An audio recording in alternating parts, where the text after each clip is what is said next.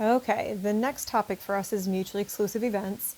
Remember, mutually exclusive means two events that have nothing in common, there's no overlap. So choosing a month that ends with R, we can list out those months. They would be September,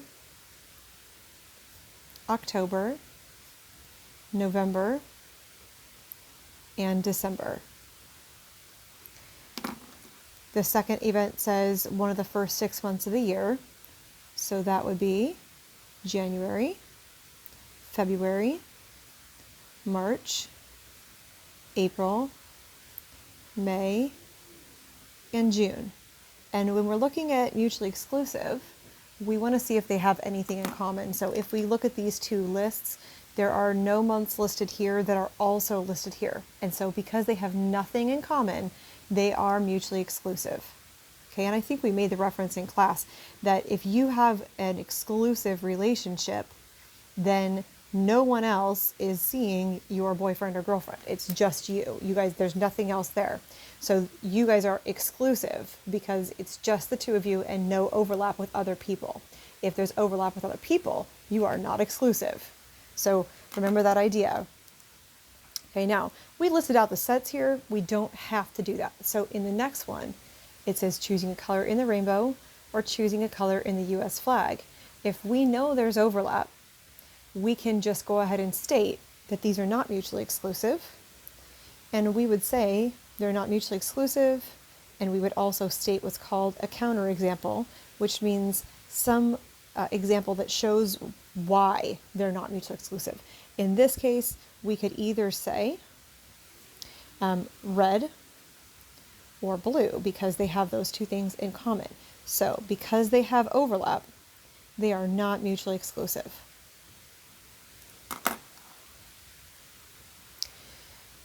Sometimes we can list, right? In this one, we could have listed both sets, but we chose not to because we knew the answer already. In other cases, we don't want to list all the sets because it would just be the crazy long answer of everything available. So in this one, we're looking at an item with a crunchy tortilla at Taco Bell or an item with a soft tortilla at Taco Bell. Well, we don't want to list out every single food item that has a crunchy tortilla at Taco Bell, nor do we want to list out the soft tortilla items. So if we can find at least one item that we know uses both kind of shells, a single food item, then we can just go ahead and jump right to this. Now we talked about this one in class, and I'm going to use your examples because I'm kind of a creature of habit, and when I go to Taco Bell, I always order the same thing. By the way, anybody else craving Taco Bell as we talk about that? Oh, doing all my own cooking is getting a little bit tough here. So one of the examples that we know overlaps here is the Crunchwrap Supreme. Now, oops, I can't spell.